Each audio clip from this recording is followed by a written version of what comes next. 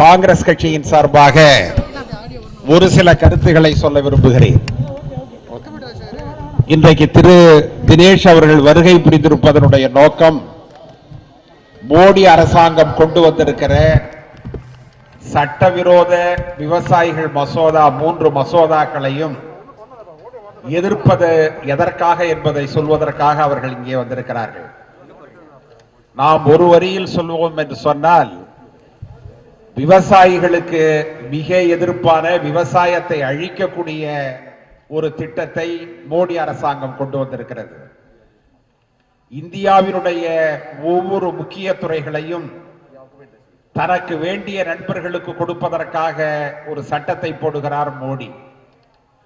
இந்தியாவின் ஜனநாயகத்தை, பன்முகத்தன்மையை அழிப்பதற்கு இதைவிட வேறு எந்த செயலும் வேண்டாம். உதாரணமாக தொலைத்தொடர்பு, BSNL ஒரு வெற்றிகரமான நிறுவனம், அரசினுடைய நிறுவனம். ஆனால் BSNLக்கு 4G கொடுக்காமல் தனியாருக்கு கொடுத்தார். அதன் மூலமாக BSNL இயற்கையாகவே மரணமடைகிற ஒரு செயல் நடைபெற்றது.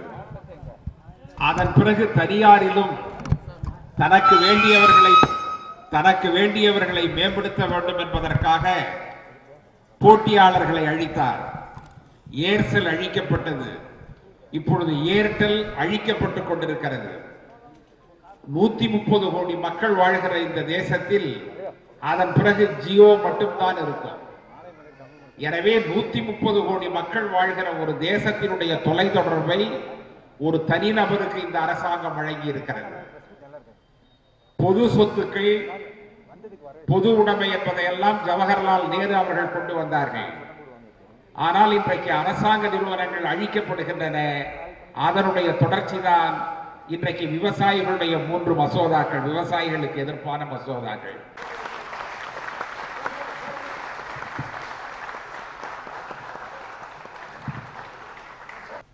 Every decision that the government of India is making, the BJP is making, it is encroaching upon the authority and the powers of the state and trying to take more power into its own hands.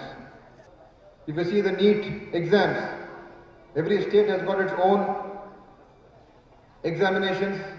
Karnataka has got its own examinations. Tamil Nadu has got its own examinations. Now we have to follow what the Government of India says. Our students, our youngsters have now to prepare themselves as per the direction of the Government of India. What subjects, what type of exam, all that is fixed by them. So, cooperative federalism that Modi ji spoke about is only in words. What he is doing is taking the full control, and he wants the states to be at his, the states have lost their power, they are losing their power, and they have to be dependent upon the center. Yesterday they passed the labor law. What does the labor law say? Today if somebody some laborers, unions have to go for a strike, they have to give 60 days notice to the factory.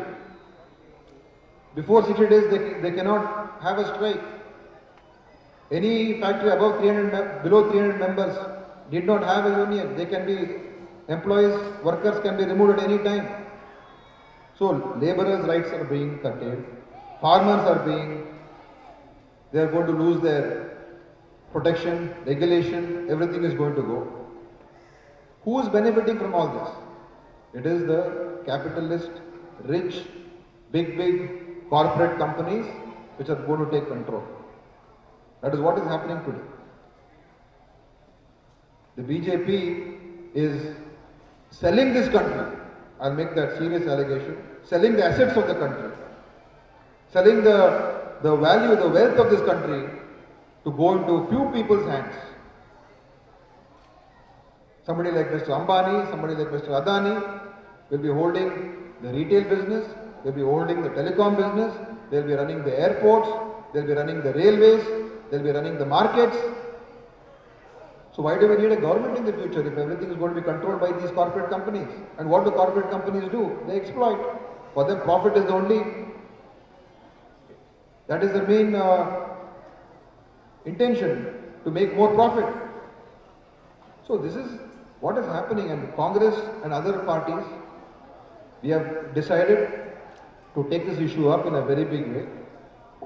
And on 28th, all across the country, there will be marches to the Raj Bhavan.